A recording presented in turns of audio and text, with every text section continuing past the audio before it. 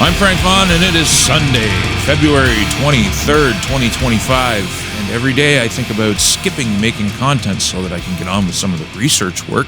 And every day I feel the need to make another one. Today we need to talk about the difference between the Canadian system and the U.S. system, because I think a lot of people just don't understand it. I had one person, an old friend, say to me that they would rather go and live in Gaza or go and live in Lebanon than become American. And I can't, for the life of me, understand how they arrive at that. So let's dive into just talking about the straight differences. State sovereignty in the U.S. versus Canada. Constitutional framework. U.S. states retain all powers not delegated to the federal government, the 10th Amendment, giving them broad authority over education, criminal justice, infrastructure, and local taxation.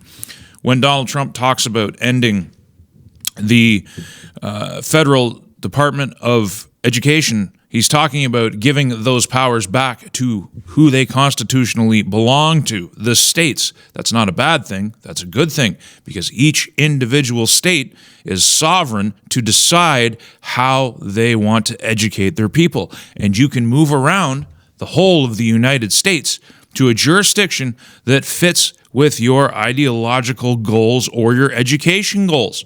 You can choose. The whole idea of the United States is choice and personal power, as you're going to see. In Canada, Canadian provinces operate under powers assigned by the federal government, with Ottawa holding residual authority and the ability to disallow provincial law. So the theme that you're going to see in Canada is that everything comes from on high. It doesn't come from you, the person, you, the people. Your sovereignty is given away to a power. You're lucky that you get a vote at all, because really they could dispense with the entire electoral system, given there isn't much in the way of variety among the choices that you have, and they have no accountability to you because, again, it comes from on high. It's part of our law that you have no expectation of results from your politicians. Judicial independence. U.S. states have their own constitutions and Supreme Courts, often ruling against federal overreach, such as Texas versus White, 1869. But there have been much more prominent cases since then. I don't really want to get into the weeds of case law. But more often than not, states invalidate federal law and states defy federal law successfully. Canada does not have a tradition of the provinces winning over the federal government as strongly as that tradition exists in the United States. In the provinces, all the courts, Canadian provincial courts, are subordinate to federal appointees, and the Supreme Court of Canada, federally appointed, has final say, limiting provincial autonomy. I would argue completely eliminating it. The provinces are under the thumb of the federal government, and the federal government is ran largely in the interests of one province, but we'll get into that a little later. Fiscal control. U.S. states set their own budgets, issue bonds, and levy taxes with minimal federal interference. Canadian provinces rely heavily on federal transfers. An example would be equalization payments, but it doesn't end there. Billions of dollars flow out to the provinces. It's a way that the federal government, even with the limited powers and autonomy that were granted to the province under this federation, the federal government has found a way to leash the provinces to itself through transfer payments. Legislative freedom. U.S. states can pass laws on controversial issues like marijuana legalization or abortion, even defying federal policies. 33 states legalized cannabis in spite of federal bans. And we're going to talk about sheriffs later, but there's a reason the federal government is incapable of making the states enforce those laws. Good luck here in Canada. Scott Moe, Premier of Saskatchewan, removed the carbon tax arbitrarily from home heating bills to save his people some money. That is an illegal act and represents one of the most open and powerful acts of defiance under the Federation that's happened in recent memory. And it's not very good. It's not very defiant. It's not very powerful at all. It's a small victory, and we have to celebrate it because under the Federation, top down, designed, the Westminster system is designed in the service of the king. And even though you may argue the king doesn't have power in Canada, still technically the head of state, the Governor General can dismiss Parliament. The Governor General is not elected. We could change that, but there isn't a single federal party that wants to. There isn't a single federal party that wants to fix any of these problems I'm highlighting. And you need to understand that. You need to understand that the Canadian citizen is a subject of the state. And when you are instinctively, knee-jerk reacting to the idea of statehood against it, you're actually supporting the system. You're actually supporting the government. You're not supporting the people, and you're not supporting the land. I have an issue with that. People keep telling me every day, if I don't get told a dozen times to just up and leave Canada, to move to the United States if I don't like it, it's not a good day. Those people don't understand. I love the people of this country, and I love this land more than they do. They are loyal to a system. I am loyal to the souls who live here. Let me collect myself. Canadian provinces must align with federal criminal law and face tighter restrictions. Cannabis legalization required federal approval in 2018. Didn't matter what the provinces wanted because the law descends from on high. Citizen power. This is arguably far more important, and maybe I should have put it first in the video. Elected positions at state and local level. In the United States, citizens elect a wide range of state and local officials, governors, state legislatures, attorneys general, secretaries of state, treasurers, judges in 38 states. 38 states of 50 elect their judges. Isn't that amazing? Sheriffs, district attorneys, school boards, and more. For example, Texas elects over 7,000 officials statewide, including 254 county sheriffs. Across the U.S., there's over 500,000 elected positions at the state and local level. 254 county sheriffs. Now, you need to understand, this is how powerful the citizen is in the United States, and this is how decentralized power is. This is how sovereignty is distributed more evenly among the people. It's not just the Second Amendment, which is beautiful, the right to defend yourself and your property. On February 4th, there was an instance in Winnipeg where there was a guy attacking people with hammers. I think it was on a bus.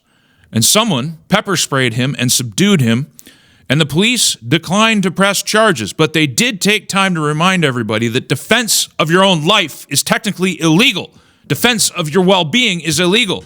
They remind you that not only are you not allowed to protect yourself with firearms, you can't even carry bear spray except for its intended purpose. It's illegal to carry bear spray. If you are carrying bear spray for personal self-defense against people, don't tell anybody, because just telling somebody that is an illegal act in Canada. You're only allowed to carry it against bears. If a human's trying to kill you, you're not supposed to do anything. You're supposed to lie down and die and call the cops. That's Canada. Setting aside the Second Amendment, the sheriff, 254 of which are elected in Texas alone, has the power to just say no to a law that is unjust. That's why, even though the media doesn't blare it in the United States, you'll often see sheriffs hold press conferences where they basically say, we are not going to enforce a certain executive order of the president because it is illegal in our eyes, and the president can do nothing. Nothing. They talk about Trump being a dictator. He can only dictate so far as people voluntarily go along with it. The states can go to court and challenge him. And judges routinely do. That's why lawfare is such an important element of the United States, because there's checks on unchecked authority everywhere. Canada, citizens elect only federal MPs and provincial legislators. Positions like judges, sheriffs, or provincial attorneys general are appointed, not elected. Municipal elections exist, but roles like mayors and councillors are fewer and far less powerful. Most of the time, the policies that come down, like smart cities and some of these agendas that are going on at the municipal level, they come through the administrator's office. Nobody even votes on them. And the councillors just go along and rubber stamp everything until the public gets informed and gets loud about it. Municipalities are overrode not just by the province, but by edicts that come from some mystery place. I remember trying to figure out where this idea came from for a certain set of policies. Nobody knew.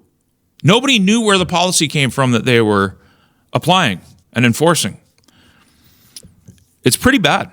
Canada has about 25,000 elected officials in total, a fraction of the United States. And even if you account for the higher population in the United States versus Canada, it is still a fraction. Ballot initiatives and direct democracy. This is so important. 26 states, so a majority, slim majority, allow citizens to propose and vote on laws or constitutional amendments via ballot initiatives. California's Prop 13 cut property taxes in 1978. How powerful is that? Your taxes are too high, so you formulate a ballot initiative, you vote on it yourself, and you, the citizen, lowers your tax bill because you think government's out of control. That's outstanding. That's fantastic.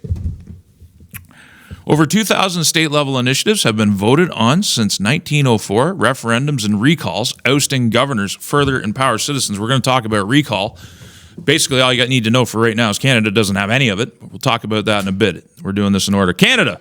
No province offers ballot initiatives or referendums as a standard mechanism. Citizens can petition Parliament, but direct lawmaking power remains with elected officials. Rare national referendums, Quebec's secession, are top-down, not citizen-driven. You are dependent on the nobility who, that's what they are. The whole system is designed around a noble class, and you just get to vote. You get to vote for the noble of your choice.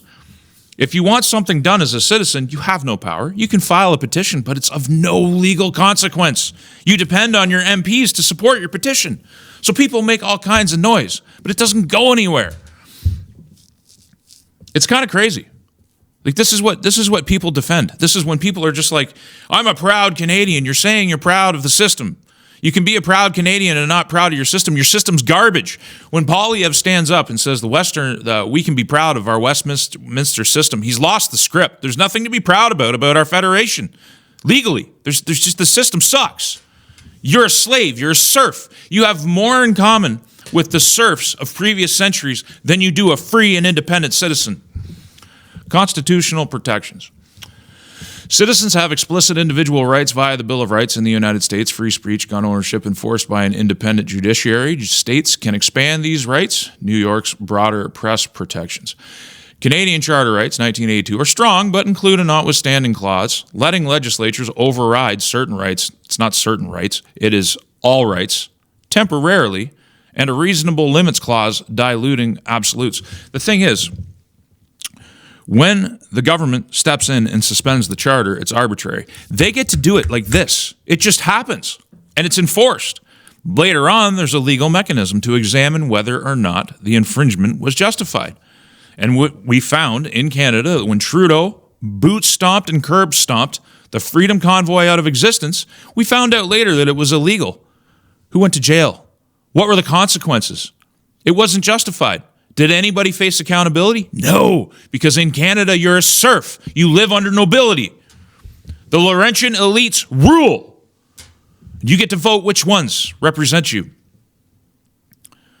It's disgusting. Local governance. U.S. citizens influence hyper-local issues via elected township boards, county commissioners, or city councils. Over 87,000 local government units exist. For instance, Michigan has 1,240 townships with elected trustees. All this should show you is how decentralized power is in the United States. The citizens are empowered. Canada's 3,700 municipalities have elected councils, but their powers are delegated by provinces, not inherent, and lack the scope of U.S. counterparts. Again, the power of the people descends from on high. You're given breadcrumbs from the table, and even those breadcrumbs, if you use them too effectively, they'll just take away from you. Canada, the system sucks. Even if we don't become a state, the system sucks. It needs a rewrite. The people should be really upset about this. Do you want to pass on a country to your kids that's better? I often see people in my audience that are in their later stage of their life, 70s, 80s years old, and they're holding on. They're holding on to an idea that first off never existed, but has never not existed more than it doesn't exist right now. They're thinking about themselves and their frame of reference when they need to be thinking about the future. That's why these ideas are so much more popular among the young than they are among the old, and that's not to dismiss. A lot of people get it. But what I'm telling you now is real. It's fact-based. Jury nullification in the United States. Jury nullification occurs when a jury acquits a defendant, even if they believe the defendant is guilty under the law because they disagree with the law itself or its application. It's a de facto power, not an official right, rooted in the jury's role as a check on government tyranny. How it works: jurors can vote their conscience in criminal trials, and once they deliver a not guilty verdict, it's final. Double jeopardy prevents retrial. Judges can't overturn it, and jurors can't be punished for their decision. So if there is a law that comes down from on high in the United States and it is unjust, the people in the jury can nullify it. In Canada, juries lack the same independent authority, which should come as no surprise. The Canadian legal system, while based on British common law, evolved differently under a more centralized framework. The criminal code and the judicial oversight limit juror discretion. So a jury is limited and restricted to the decisions that they can make. Once again, the citizens have no power here. That's the point you should be getting. Your power is limited to marking an X on a ballot for the candidates that have been selected for you by the Laurentian elites in Maine. It functions like a monarchy. That's why it is a constitutional monarchy. That's why I remind people, when I use the term, instead of banana republic, a banana republic would be better than Canada, which is a banana monarchy. And even though the king's imprint might not be firm on terra firma, it might not be present in everyday life, the system designed to serve the king serves the nobility. That's Canada. The states are objectively better. The states are objectively more sovereign under the United States. They have their individual characteristics. Virginia emphasizes its historical roots from the colonial era with a strong legislative tradition, known for a conservative political lean. I'm not going to go through all this. I'm going to say that Kentucky has a simpler government compared to others. Massachusetts has a more complex bureaucracy and strong educational emphasis. Each state preserves its flavor and its power, and if the federal government erodes that too much, they go to court and they fight it out. And then you have sheriffs, individual little sheriffs, the heads of little counties, who just decide arbitrarily that they're not going to enforce a law that they think is illegal, and they fight it out in the courts. Decentralized power. You would be better as a Canadian, if you love your people and you love your land, you would be better under statehood, objectively, period. It's not even a debate. Some people talk about the differences in healthcare and the fact that there's medical bankruptcies in the United States and that they have their problems. But in Canada, we have wait lists and we have the right to die on a wait list. People can't get care. A lot of our healthcare practitioners, and it's not everybody, there's a lot of good ones out there, I'm not insulting everybody, but we got the B unit because they want to go to the United States and make money, or they want to go to a different country that does universal healthcare better and make better money. So oftentimes, we have to import our doctors who can barely speak English, and you get to die on a waiting list, or you get to be offered MAID, medical assistance in dying. The number one cause of death, I believe, it's like 5%. 5% of all deaths in Canada are now medical assistance in dying. That's what we do. You talk about bankruptcy. It's a false choice. Both systems have their problems on healthcare, but outside of the healthcare bubble, the discussion about healthcare, there's all this other stuff that's objectively so much better about the United States. What are we doing here clinging to the system like the system is Canada? The system is not Canada. Canada is the people and the land, and they need a better deal. And here I am again, almost at 20 minutes. I really wanted to keep going, but the fact is people won't click on this thing. I need new people to click on this. As much as I love my audience, I'm trying to get to new people so that they can expand their understanding. One of the things I wanted to touch on was Quebec ethno-nationalism and how Quebec, the non-participant in this federation, the voluntary participant, treats Canada like a territory and rules us like a territory. This official two-language nonsense would go away if we had statehood and we would have one language and they could do whatever they wanted in Quebec as a state. They could take care of themselves without holding the rest of us down under a yoke. Thank you to everybody who shares and likes the videos and does all the work of evangelizing what we do. If you wish to, please financially support, because if I can sustain this, I will just keep going forever. And thanks to everybody who has. I appreciate all of you. I'll see you in the next one. Did you know that I have a website? frankvaughn.ca, the ultimate repository for all of my work, and a backup location just in case the censors come for me again. And if you like the content, please consider using the donate link in one of the options available. There are no paywalls, there is no advertising, and there is no Patreon, and I intend to keep it that way. Thank you for your time and your consideration.